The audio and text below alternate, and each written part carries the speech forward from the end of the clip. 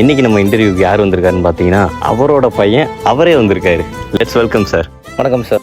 Sir அப்பா நல்லா இருக்காரா சார்? நல்லா இருக்காரு. உங்கள் அப்பா நல்லா இருக்காரா? சார் அப்பான்னு சொன்னோன்னே தான் ஞாபகம் வருது. உங்கள் அப்பாவை நீங்கள் எப்போ அப்பான்னு ஃபஸ்ட் டைம் கூப்பிட்டீங்க? அந்த எக்ஸ்பீரியன்ஸ் எங்களுக்கு அப்படி ஷேர் பண்ணுங்கள். நான் 3 வயசாக இருக்கும்போதே எங்கள் அப்பாவை அப்பான்னு கூப்பிட்டுட்டேன். அப்போ எங்கள் அப்பா தான் சந்தோஷப்பட்டார். இப்போ நான் எங்கள் அப்பாவை திரும்ப அப்பான்னு கூப்பிட்றப்போ ஒரு ஊரே சந்தோஷப்படுது. ஓ மை காட், ஒரு 25 வயசு பையன் தன்னோட அப்பாவை அப்பான்னு கூப்பிடுறது எவ்வளோ பெரிய மிராக்கிள். அப்பா.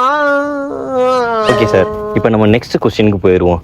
ஜென்ரலாக கக்கா போயிட்டு நீங்கள் எந்த கையில் கழுவுவீங்க? ஜென்ரலாகவே பார்த்தீங்கன்னா சார் நம்ம லெஃப்ட் ஹேண்டில் தான் கழுவுவோம். பட் சில இடம் பொருள் ஏவலை பொறுத்து மாறும். இப்போ ஒரு சில ஹோட்டல்ஸ்க்குலாம் போனோன்னா அங்கே ஸ்ப்ரே வச்சுருப்பாங்க, அது கன்று மாதிரி சொல்லு நடிக்கேன். ஸோ அந்த இடத்துல நமக்கு கொஞ்சம் அன்கம்ஃபர்டபுளாக ஃபீல் ஆகிறதுனால நான் கழுவாமலே நிறைய நாள் வந்திருக்கேன் ஹோட்டல்ஸில். நான் அதனால தான் சார் நாங்கள் தோப்பு பக்கமே ஒதுங்கிறது. நம்ம நெக்ஸ்ட் கொஸ்டின் போயிடலாமா சார்? ப்ரூஸ்லிக்கு ஈக்குவலான தமிழ் ஸ்டார்னா நீங்கள் யாரை சொல்லுவீங்க? டெஃபினெட்லி அப்பாவை தான் நான் சொல்லுவேன். அதில் எந்த மாற்றமும் இல்லை. ஏன்னா எனக்கு படம் ஓடணும்ல.